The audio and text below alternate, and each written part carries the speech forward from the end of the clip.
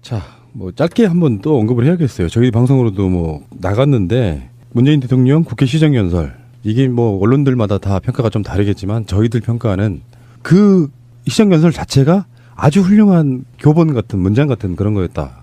대통령이 국회에 와서 기업들이나 권력자들의 입장 말고 국민의 입장에서 국회에 절절하게 호소한 것이다. 그래서 그 문장 자체를 보면 굉장히 훌륭한 문장이다. 저는 그렇게 봤거든요. 의원님 어떻게 보셨어요? 우선 이제 29분 동안 국회 시정연설을 하였는데 다들 궁금해하시잖아요. 어떻게 그걸 다 외워서 하셨냐 이렇게. 설마? 그건 아마 프롬프트가 있지 않았을까 생각합니다. 당연히 있죠. 네, 근데 그런 걸 떠나서 이 한 문장 한 문장이 실제로 대통령께서 다 교정교열을 보셨구나 이런 느낌이 들더라고요. 그래서 생각해보고 이렇게 하신 것 같아요. 그래서 하나하나 다 꼼꼼하게 자신의 언어로 바꾸시려고 한 것 같고요. 왜 이렇게 이런 표현 있잖아요. 그러나 그보다 더 주목해 주시기를 바라는 것은 일자리 추경의 절박성과 시급성입니다. 이게 되게 이런 표현 자주 하세요. 네. 그러니까 본인 네.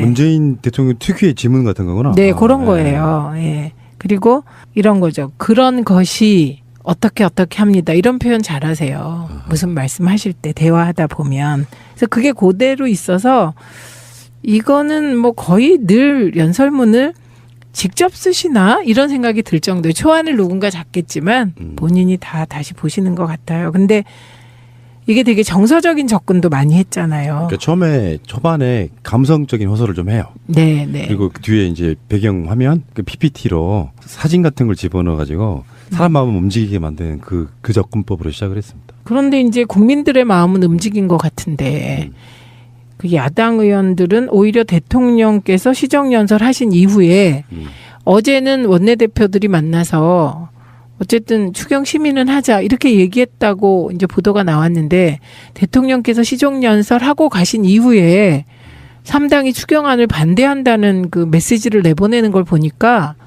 한편 참 예의 없다는 생각을 했어요. 그러게요. 대통령이 직접 다 찾아가가지고 네. 악수까지 하고 가시더만요. 네. 그런 경우는 거의 없었잖아요. 없었고요. 그리고 표현 하나하나가 뭐 부탁드린다, 뭐 한다, 뭐 거의 90도에 가까운 인사. 이거는 제가 못 보던 장면들인데 정말 예의가 없다 이런 생각이 들었고요. 그다음에 추경 자체를 반대한다 이런 게 있을 수 있나요? 내용에 대해서 이게 문제다 할 수는 있지만 추경 자체를 반대하는 게 말이 되나요? 좀 요새는 반대를 위한 반대를 하시는 것 같아요. 그러니까 반대를 하려고 보니까 요거는 문재인 대통령은 이게 재난 상황에 가깝다고 본 거고 그쪽 반대하시는 분들은 이건 재난 정도는 아니야. 추경할 정도는 아니야. 이렇게 논리를 만들어 대고 있는 거 아닐까요? 근데 지금 체감 청년 실업률이 24%. 이거는 제가 지난해에 그 성공에 대해서 강의를 했거든요. 한 학기. 예, 그 얘기해 보면 똑같은 말을 해요. 주변의 청년 실업률이 뭐 10%밖에 안 된다는데 내 주변에는 반이 논다. 뭐 그런 식이거든요. 그러니까 체감 실업률은 통계청의 통계보다 훨씬 높거든요. 맞습니다. 원래 그래요. 예, 그렇고 하여간 그 공무원 늘리는 거 반대한다는 논리로 세 당이 지금 뭉치신 건데요. 지금 늘리겠다는 공무원이 소방직 공무원, 경찰 공무원, 안전 관련 공무원 숫자거든요. 그럼 언제까지 이렇게 소방직 공무원들이 열심히 일하다가 목숨을 잃는 일을 방치하겠다는 건지 정말 이해할 수가 없는 상황입니다. 그래서 나온 표현이 실업 대란을 방치할 때는 재난이 될 수도 있다. 뭐 이런 표현이 나옵니다. 네. 우리가 재난 그러면 막 지진 나고 불 나고 홍수 나고 이런 게 재난이 아니라 그런 것만 재난이 아니라 청년 실업이 이렇게 가속화되면 저희들이 다른 방송에서 이렇게 복지라든지 공약 매주 다루는 코너가 있거든요. 이제 그런 것들을 비추어 봤을 때 굉장히 심각해요. 경제 구조가 다 왜곡돼 버릴 수 있을 정도로 심각해서 이것도 재난인 거죠. 인재인 거죠, 인재. 네. 언론들의 예상은 국회에 찾아와서 지금 청문회 하고 나서 반대하고 있는 후보자들 이야기를 꺼낼 것이다 했는데 한마디도 안 꺼내고 가셨다는 거예요? 저는 그게 문재인 대통령 스타일이라고 생각합니다. 그러니까 딜하거나 이게 추경안은 추경안이고 청문회는 청문회고 이런 것이지 제가 지금 말한 이 말투 있잖아요. 추경안은 추경안이고 청문회는 청문회고 이런 것이지 이 표현이 닮았어 이제. 잘 쓰시는 표현이죠.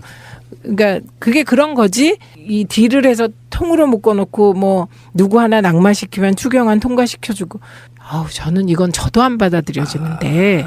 그렇구나. 그러니까 그 말을 꺼내는 순간 딜의 용도가 돼버렸어요. 당연하죠. 네, 그래서 저는 안 하실 거라고 생각했어요. 스타일상 안 하실 거다. 뭐 이따가 다시 그 얘기를 하려고 그랬는데 뭐 땡겨서 한번 이야기해보고 싶어요. 그래서 오죽하면은 국민들이 저기청산하자 이렇게 서명 운동하고 있어요.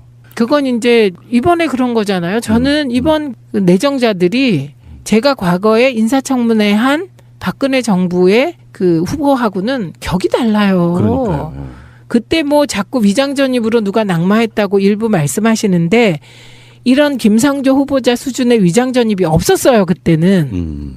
위장전입이 두 가지였는데요. 부동산 투기와 관련한 위장전입이거나 아니면 막 위장전입이 여러 건인 거예요. 상습적으로 좋은 학교 아이를 보내기 위해서 위장전입하거나 이런 경우 낙마했지 뭐 위장전입 하나로 낙마한 내정자가 있었다 이런 말씀 자꾸 그 언론이 하시면 곤란합니다. 거짓말인 거거든요, 그게. 그러니까 우리 방송으로도 그런 이야기 수도 없이 했는데 이쪽의 위장전입은 가장 중죄에 해당하지만 부동산 투기성은 없고 네. 저쪽의 위장전입은 그 여러 가지 중에 항목 중에 하나. 가장 낮은 단계가 부동산 투기를 위한 위장전입이었다고 보면 완전히 다른 거잖아요, 이게 지금. 왜 그 박은경 환경부 장관 후보자의 경우는 땅이 무지하게 많았어요. 근데 땅을 사랑할 뿐 투기는 아니다. 이렇게 얘기 갖고 낙마했고요. 그다음에 또 한 여성부 장관 후보자께서는 무려 부동산이 40개요. 그래서 그때 그런 얘기 있었잖아요. 부동산이 40건이나 되고 그렇게 부자면 그냥 그러시지 뭐 장관까지 하시냐 이런 얘기가 있었거든요. 부자들은 더 갖고 싶어 합니다. 99섬 가진 놈이 한 섬 가진 놈 거 뺏어간다 그거. 아까 박은경 씨는 하나 믿고 싶어요. 그런 분들이 있을 수 있어요. 땅을 사랑한다. 정말 땅만 보면 좋아 죽겠는 거야. 그래서 사긴 하는데 팔질 않아. 자기가 사놓은 땅을 보면서 막 희열감 느끼고 뭐 그런 사람이 있을 수도 있죠. 제가 방송위원회 부위원장 할 때요. 소문이 쫙 도는 거예요. 제가 은닉 재산이 있다고. 그때 제가 재산 신고한 게 2억 7천인가 그랬어요. 그런데 이게 이상한 거예요. 저는 그게 되게 많은 거예요. 그래봐야 아파트 뭐 그런 정도 아니 아니에요? 전세요. 전세예요. 네, 그러니까 저는 그 2억 7천인가 그랬는데 그 돈이 시민운동하고 그런 사람이 남편도 공부를 오래 했기 때문에 되게 만족하고 많다고 생각했는데 재산이 너무 없어서 은닉 재산이 있을 것이다. 이렇게 해갖고 저를 파기 시작한 거예요. 그래갖고 실제로 뭐 제가 100억대 뭐 땅 부자다 뭐 이런 소문이 나고. 그랬으면 좋겠다. 그래서 그때 제가 그랬죠. 100억대의 땅 부자라면 저는 이렇게 안 삽니다. 제가 찾아드릴 테니까 그중에 네, 좀 드릴까요? 10%만 주세요. 드릴게요. 저도 부부 합산하면 그 정도 재산 되는데 제 재산은 거의 없고요. 100억대요? 아니 지금 의원님 정도 2억 7천? 그건 누구나 있는 정도잖아요. 근데 저 나이도. 죄송한데요. 네. 저를 우습게 보시네. 왜요? 이제 저는요 국회의원도 하고 그리고 돈을 안 쓰고 월급도 모아서 그거보단 많아요. 더 지금은. 많아지셨구나. 그럼요. 제가 정확히는 모르지만 우리 집이 지금 4억 3천 정도 되는데. 이게 그러면 장관 되셔야겠네. 그래야 제대로 된 재산이 나오겠네. 그러니까 이게 제일 문제는 우리 남편이 돈을 얼마 갖고 있는지 제가 모른다는 거죠. 강경호 후보도 그런 거 있잖아요. 그거 당연하죠. 몰라요. 그러니까 부부 사이에 서로 따로 그렇게 하게 되면 따로 또 가치가 맞는데 네. 가치를 할 때 여자들은 다 까는데 남자들은 안 하죠.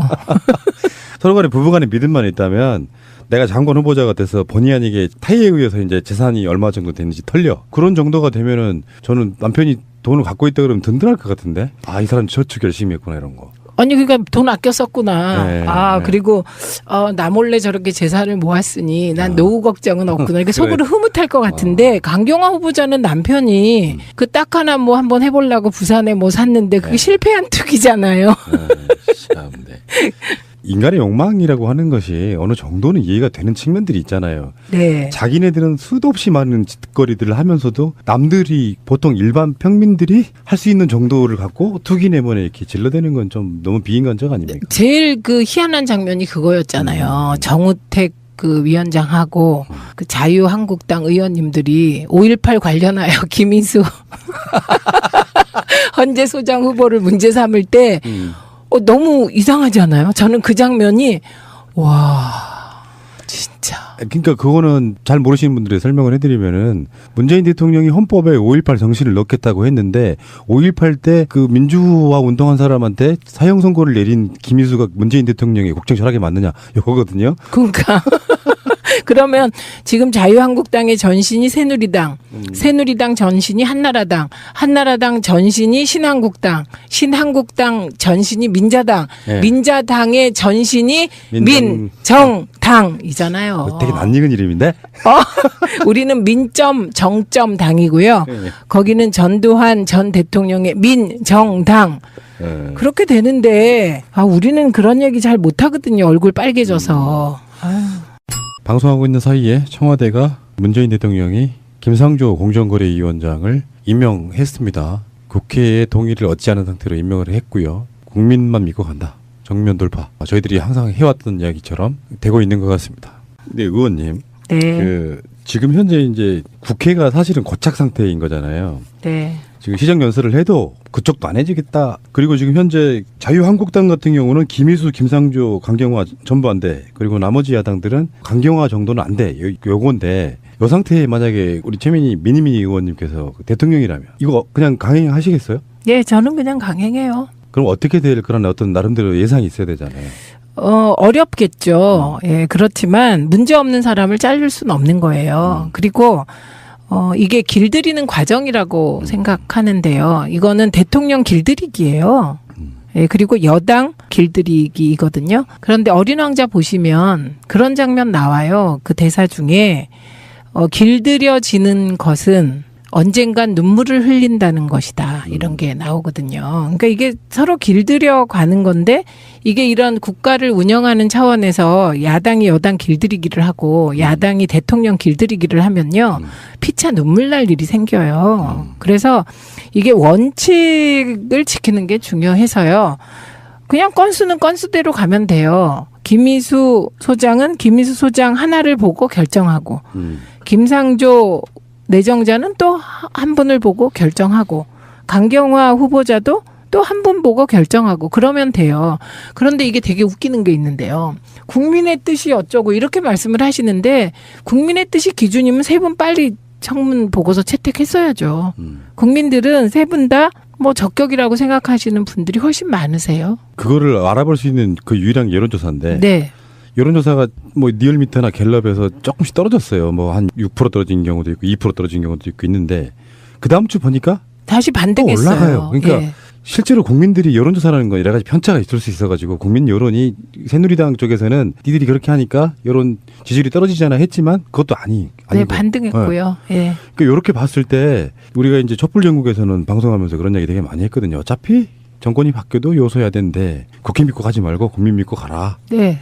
그러니까 국민들한테 이러이러한 이유로 임명을 강행하겠습니다라는 어떤 양해를 좀 구한 상태에서 임명할 가능성도 있다고 보시는 거죠. 우선 이런 거예요. 김희수, 김상조, 강경화 결정적 한방 없었다는 거 야당이 인정하잖아요. 그러면 딱 물러나야지.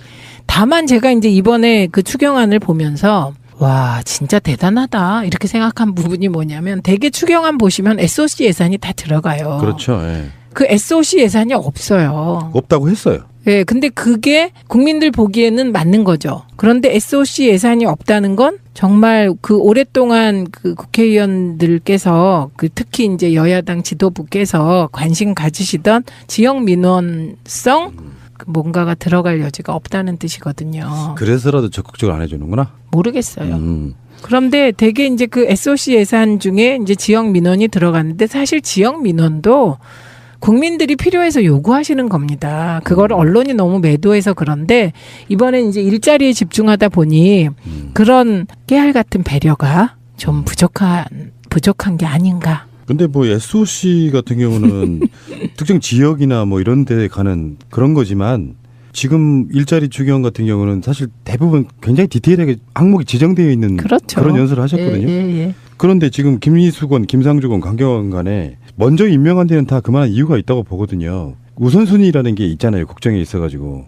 김희수 소장도 그렇고 김상조 공정거래위원장도 굉장히 빨리 임명돼야 되는 사람이고. 김상조 후보자는 오늘부터 임명할 수 있는 거죠. 네. 네. 그다음에 강경화 후보자 같은 경우는 벌써 한미 정상회담이 불과 며칠 앞으로 다가왔는데 윤병세랑 같이 대동할 수는 없잖아요, 솔직히.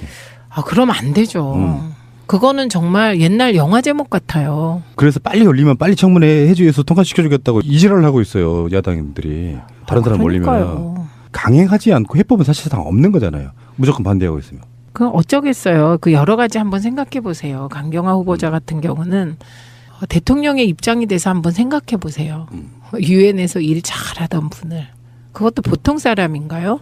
3명의 유엔 사무총장이 픽업해서 쓰시던 분을 뭐 먼저 하겠다고 했겠어요? 가서 이제 모셔온 거 아니에요. 그만두고 지금 휴직하고 온 게 아니라 그만두고 온 거잖아요. 예. 그렇게 모셔와서 뭐 결정적 한 방이 있는 것도 아니고 이러저런 사실 강경화 후보자의 문제도 아니고 남편이 서울에서 한 일 모를 수도 있는 건데 어쨌든 그걸 가지고 낙마를 시키라고 하니 이게 쉬운 일이겠냐고요. 그리고 오늘은 특별히 반기문 전 유엔 사무총장이 그 외교부 장관 10명이 강경화 지지 선언을 했는데 멀리 있다 보니 못했는데 지지한다 이렇게 인터뷰를 하셨더라고요. 얼마나 답답하면. 그리고 우리가 이제 반기문 유엔 사무총장을 배출했지만 국내에서 하다 외국에 나가신 거잖아요. 근데 강경화 내정자 같은 경우는 그 국제적 인맥이 굉장히 탄탄하기 때문에 이게 아주 확실한 강점이 있는 분이잖아요. 예. 그리고 우리의 북핵 위기라는 것이 한반도의 북핵 위기가 국내적인 문제가 아니잖아요. 그리고 늘 유엔 제재라는 단어가 등장하잖아요. 그만큼 그 국제적인 외교가 중요하기 때문에 그거 임명해야죠. 전직 외교장관 10분도 강경화 후보 지지를 했어요. 저는 네. 굉장히 의외였거든요. 송민순 들어간 게 와. 의외였어요. 네.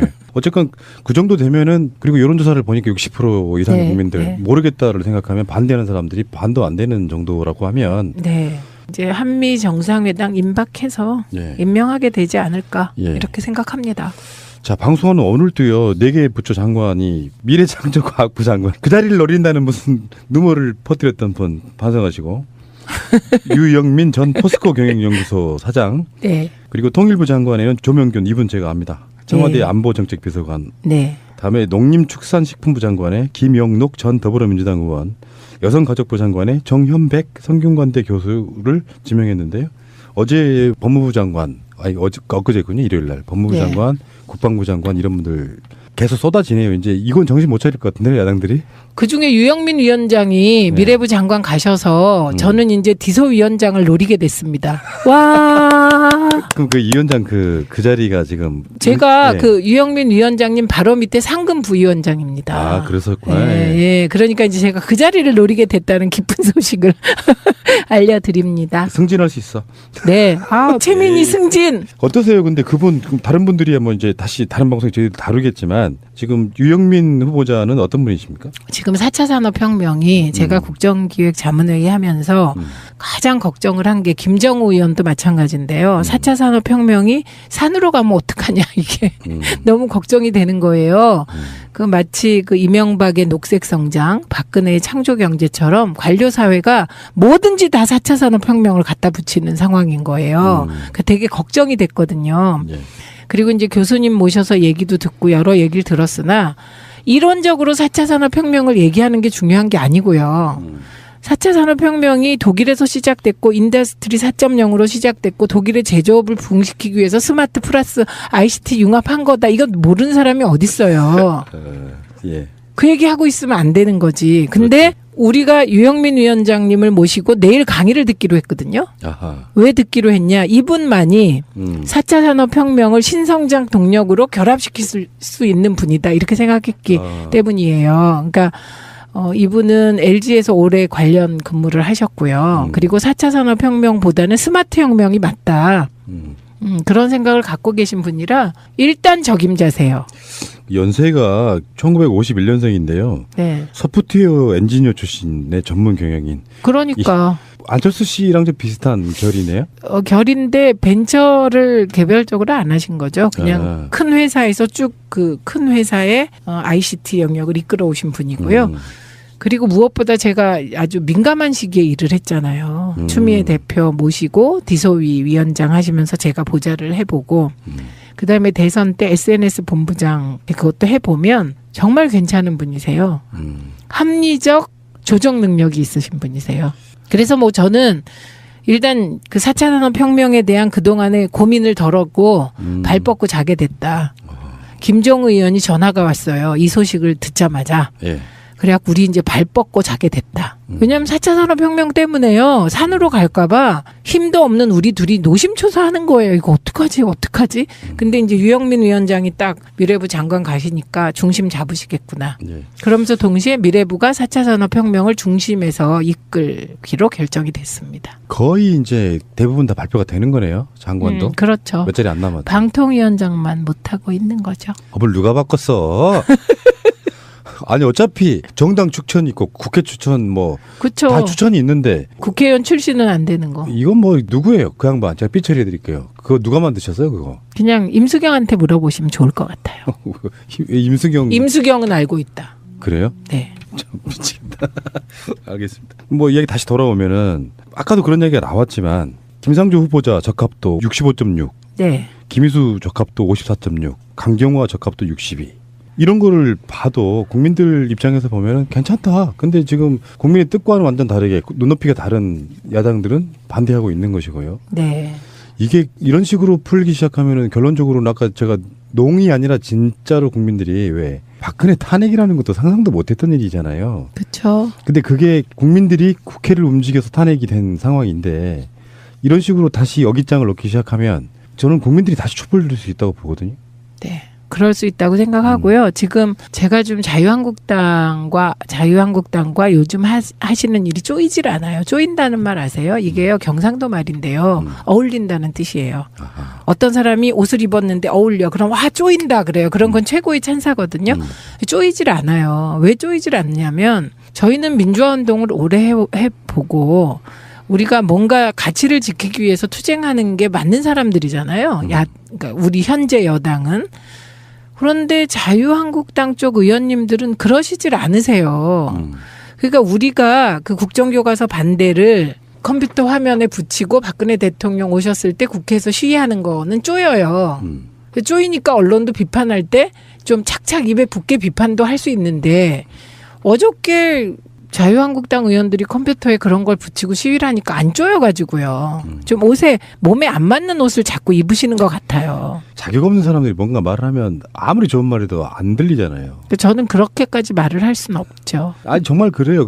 그래서 그 뭐 조기총선 뭐 촛불 이렇게 국민들은 그냥 관망하고 있는 것 같지만 여론조사로 이렇게 보여주고 있지 않습니까? 저러다 보면은 이제 그게 금방 지금 내년 딱 1년 후 6월 13일 날 지방선거가 있답니다. 그럼 아예 그때 총선까지 같이? 그러니까 지방선거가 딱 1년 남은 시점에서 어느 날 갑자기 여론이 반전되거나 그러지 않고요. 본인들은 존재감 과시하고 일단은 뭐 좋게만 보더라도 그런 이유라고 하지만 실제로 국민들은 제가 이렇게 팟캐스트 하면서 굉장히 많은 철학적 사유를 했다라고 이야기하는 이유 중에 하나가 살아오면서 가졌던 가치관들 중에 상당수가 바뀌었어요. 사람을 대하는 태도라든지 아니 잘못한 게 있으면 잘못한 게 있다고 고개 숙여서 인사하고 죄송하다고 진심으로 고백하고 바뀔 수 있는 부분이 있는데 반대를 위한 반대로 몰고 가면 정말 이 사람들은 다시는 이 땅에 발붙이지 못할 만큼 쪼그라들 수도 있다는 생각을 왜 못하는지 모르겠습니다.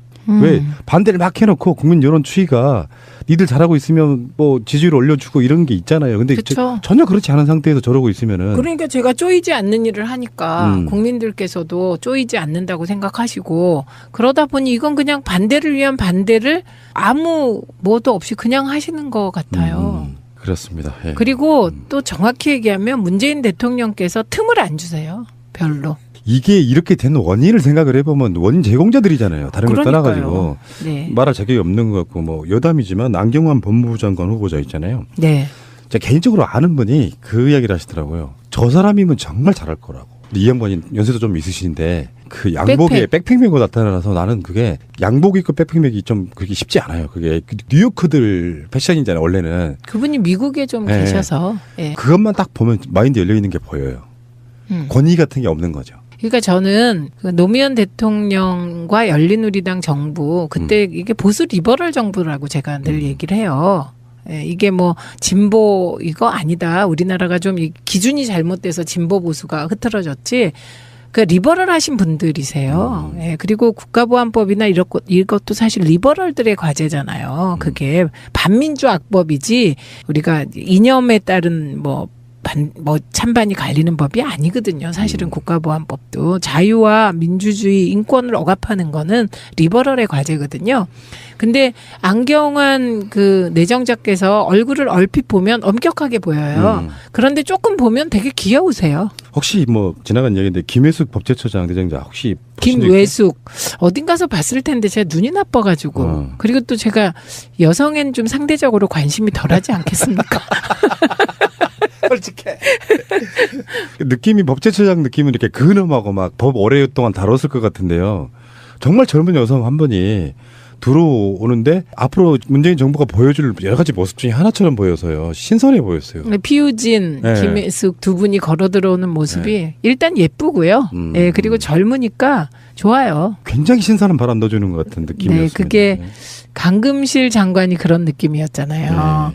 열린우리당 때 참여정부 때 강금실 이창동 초기 내각이 아주 센세이셔널했죠. 예. 알겠습니다. 자, 뭐 짧게 한번 또 언급을 해야겠어요. 저희 방송으로도 뭐 나갔는데 문재인 대통령 국회 시정연설 이게 뭐 언론들마다 다 평가가 좀 다르겠지만 저희들 평가는 그 시정연설 자체가 아주 훌륭한 교본 같은 문장 같은 그런 거였다. 대통령이 국회에 와서 기업들이나 권력자들의 입장 말고 국민의 입장에서 국회에 절절하게 호소한 것이다. 그래서 그 문장 자체를 보면 굉장히 훌륭한 문장이다. 저는 그렇게 봤거든요. 의원님 어떻게 보셨어요? 우선 이제 29분 동안 국회 시정연설을 하였는데 다들 궁금해 하시잖아요. 어떻게 그걸 다 외워서 하셨냐, 이렇게. 설마? 그건 아마 프롬프트가 있지 않았을까 생각합니다. 당연히 있죠. 네, 근데 그런 걸 떠나서 이 한 문장 한 문장이 실제로 대통령께서 다 교정교열을 보셨구나, 이런 느낌이 들더라고요. 그래서 생각해보고 이렇게 하신 것 같아요. 그래서 하나하나 다 꼼꼼하게 자신의 언어로 바꾸시려고 한 것 같고요. 왜 이렇게 이런 표현 있잖아요. 그러나 그보다 더 주목해 주시기를 바라는 것은 일자리 추경의 절박성과 시급성입니다. 이게 되게 이런 표현 자주 하세요. 네. 그러니까 본인 네. 문재인 대통령 특유의 지문 같은 거구나. 네, 그런 거예요. 예. 그리고 이런 거죠. 그런 것이 어떻게 합니다. 이런 표현 잘하세요. 무슨 말씀하실 때 대화하다 보면. 그래서 그게 그대로 있어서 이거는 뭐 거의 늘 연설문을 직접 쓰시나 이런 생각이 들 정도예요. 초안을 누군가 잡겠지만 본인이 다 다시 보시는 것 같아요. 근데 이게 되게 정서적인 접근도 많이 했잖아요. 그러니까 초반에 국민들이 저기총선하자 이렇게 서명 운동하고 있어요. 그건 이제 이번에 그런 거잖아요. 저는 이번 내정자들이 제가 과거에 인사청문회 한 박근혜 정부의 그 후보하고는 격이 달라요. 그러니까요. 그때 뭐 자꾸 위장전입으로 누가 낙마했다고 일부 말씀하시는데 이런 김상조 후보자 수준의 위장전입이 없었어요. 그때는. 위장전입이 두 가지였는데요. 부동산 투기와 관련한 위장전입이거나 아니면 막 위장전입이 여러 건인 거예요. 상습적으로 좋은 학교 아이를 보내기 위해서 위장전입하거나 이런 경우 낙마했지 뭐 위장전입 하나로 낙마한 내정자가 있었다 이런 말씀 자꾸 그 언론이 하시면 곤란합니다. 거짓말인 거거든요, 그게. 그러니까 우리 방송으로도 그런 이야기 수도 없이 했는데 이쪽의 위장전입은 가장 중죄에 해당하지만 부동산 투기성은 없고 네. 저쪽의 위장전입은 그 여러 가지 중에 항목들 하나. 가장 낮은 단계가 부동산 투기를 위한 위장전입이었다고 보면 완전히 다른 거잖아요, 이게 지금. 왜 그 박은경 환경부 장관 후보자의 경우는 땅이 무지하게 많았어요. 근데 땅을 사랑할 뿐 투기는 아니다. 이렇게 얘기해갖고 낙마했고요. 그다음에 또 한 여성부 장관 후보자께서는 무려 부동산이 40개요. 그래서 그때 그런 얘기 있었잖아요. 부동산이 40건이나 되고 그렇게 부자면 그냥 그러시지 뭐 장관까지 하시냐 이런 얘기가 있었거든요. 부자들은 더 갖고 싶어 합니다. 99섬 가진 놈이 한 섬 가진 놈 거 뺏어간다 그거. 아까 박은경 씨는 하나 믿고 싶어요. 그런 분들이 있을 수 있어요. 땅을 사랑한다. 정말 땅만 보면 추워 죽겠는 거야. 그래서 사긴 하는데 팔질 않아. 자기가 사놓은 땅을 보면서 막 희열감 느끼고 뭐 그런 사람이 있을 수도 있죠. 제가 방송위원회 부위원장 할 때요. 소문이 쫙 도는 거예요. 제가 은닉 재산이 있다고. 그때 제가 재산 신고한 게 2억 7천인가 그랬어요. 그런데 이게 이상한 거예요. 저는 그게 되게 많은 거예요. 그래봐야 아파트 뭐 그런 정도 아니 아니에요? 전세요. 전세예요. 네, 그러니까 저는 그 2억 7천인가 그랬는데 그 돈이 시민운동하고 그런 사람이 남편도 공부를 오래 했기 때문에 되게 만족하고 많다고 생각했는데 재산이 너무 없어서 은닉 재산이 있을 것이다. 이렇게 해갖고 저를 파기 시작한 거예요. 그래갖고 실제로 뭐 제가 100억대 뭐 땅 부자다 뭐 이런 소문이 나고. 그랬으면 좋겠다. 그래서 그때 제가 그랬죠. 100억대의 땅 부자라면 저는 이렇게 안 삽니다. 제가 찾아드릴 테니까 그중에 네, 좀 드릴까요? 10%만 주세요. 드릴게요. 저도 부부 합산하면 그 정도 재산 되는데 제 재산은 거의 없고요. 100억대요? 아니 지금 의원님 정도 2억 7천? 그건 누구나 있는 정도잖아요. 근데 저 나이도. 죄송한데요. 네. 저를 우습게 보시네. 왜요? 이제 저는요 국회의원도 하고 그리고 돈을 안 쓰고 월급도 모아서 그거보단 많아요. 더 지금은. 많아지셨구나. 그럼요. 제가 정확히는 모르지만 우리 집이 지금 4억 3천 정도 되는데. 이게 그러면 장관 되셔야겠네. 그래야 제대로 된 재산이 나오겠네. 그러니까 이게 제일 문제는 우리 남편이 돈을 얼마 갖고 있는지 제가 모른다는 거죠. 강경호 후보도 그런 거 있잖아요. 그거 당연하죠. 몰라요. 그러니까 부부 사이에 서로 따로 그렇게 하게 되면 따로 또 가치가 맞는데 네. 가치를 할 때 여자들은 다 까는데 남자들은 안 하죠. 서로 간에 부부 간에 믿음만 있다면 내가 장관 후보자가 돼서 본의 아니게 타의에 의해서 이제 재산이 얼마 정도 되는지 털려. 그런 정도가 되면은 저는 남편이 돈을 갖고 있다 그러면 든든할 것 같은데. 감성적인 호소를 좀 해요. 네, 네. 그리고 그 뒤에 이제 배경 화면 그 PPT로 사진 같은 걸 집어넣어 가지고 사람 마음을 움직이게 만드는 그 접근법으로 시작을 했습니다. 그런데 이제 국민들의 마음은 움직인 것 같은데 그 야당 의원들은 오히려 대통령께서 시정연설 하신 이후에 어제는 원내대표들이 만나서 어쨌든 추경 시민은 하자 이렇게 얘기했다고 이제 보도가 나왔는데 대통령께서 시정연설하고 가신 이후에 3당이 추경안을 반대한다는 그 메시지를 내보내는 걸 보니까 한편 참 예의 없다는 생각을 했어요. 그러게요. 대통령이 직접 다 찾아가가지고 네. 악수까지 하고 가시더만요. 네. 그런 경우는 거의 없었잖아요. 없었고요. 그리고 표현 하나하나가 뭐 부탁드린다, 뭐 한다, 뭐 거의 90도에 가까운 인사. 이거는 제가 못 보던 장면들인데 정말 예의가 없다 이런 생각이 들었고요. 그다음에 추경 자체를 반대한다 이런 게 있을 수 있나요? 내용에 대해서 이게 문제다 할 수는 있지만 추경 자체를 반대하는 게 말이 되나요? 좀 요새는 반대를 위한 반대를 하시는 것 같아요. 그러니까 반대를 하려고 보니까 요거는 문재인 대통령은 이게 재난 상황에 가깝다고 본 거고 그쪽 반대하시는 분들은 이건 재난 정도는 아니야. 추경할 정도는 아니야. 이렇게 논리를 만들어 대고 있는 거 아닐까요? 근데 지금 체감 청년 실업률이 24%. 이거는 제가 지난해에 그 성공에 대해서 강의를 했거든요. 한 학기. 예, 그 얘기해 보면 똑같은 말을 해요. 주변의 청년 실업률이 뭐 10%밖에 안 된다는데 내 주변에는 반이 논다. 뭐 그런 식이거든요. 그러니까 체감 실업률은 통계청의 통계보다 훨씬 높거든요. 맞습니다. 원래 그래요. 예, 그렇고 하여간 그 공무원 늘리는 거 반대한다는 논리로 세 당이 지금 뭉치신 건데요. 지금 늘리겠다는 공무원이 소방직 공무원, 경찰 공무원, 안전관련 공무원 숫자거든요. 그럼 언제까지 이렇게 소방직 공무원들이 열심히 일하다가 목숨을 잃는 일을 방치하겠다는 건지 정말 이해할 수가 없는 상황입니다. 그래서 나온 표현이 실업 대란을 방치할 때는 재난이 될 수도 있다. 뭐 이런 표현이 나옵니다. 네. 우리가 재난 그러면 막 지진 나고 불 나고 홍수 나고 이런 게 재난이 아니라 그런 것만 재난이 아니라 청년 실업이 이렇게 가속화되면 저희들이 다른 방송에서 이렇게 복지라든지 공약 매주 다루는 코너가 있거든요. 이제 그런 것들을 비추어 봤을 때 굉장히 심각해요. 경제 구조가 다 왜곡돼 버릴 수 있을 정도로 심각해서 이것도 재난인 거죠. 인재인 거죠, 인재. 네. 언론들의 예상은 국회에 찾아와서 지금 청문회 하고 나서 반대하고 있는 후보자들 이야기를 꺼낼 것이다 했는데 한마디도 안 꺼내고 가셨다는 거예요? 저는 그게 문재인 대통령 스타일이라고 생각합니다. 그러니까 딜하거나 이게 추경안은 추경안이고 청문회는 청문회고 이런 것이지 제가 지금 말한 이 말투 있잖아요. 추경안은 추경안이고 청문회는 청문회고 이런 것이지 이 표현이 닮았어 이제. 참, 잘 쓰시는 표현이죠. 그러니까 그게 그런 거지. 이 딜을 해서 통으로 묶어놓고 뭐 누구 하나 낙마시키면 추경안 통과시켜주고. 저는 이건 저도 안 받아들여지는데. 그렇구나. 그러니까 그 말을 꺼내는 순간 딜의 용도가 돼버리죠. 당연하죠. 네, 그래서 저는 안 하실 거라고 생각했어요. 스타일상 안 하실 거다. 뭐 이따가 다시 그 얘기를 하려고 그랬는데 뭐 땡겨서 한번 이야기해보고 싶어요. 그래서 오죽하면은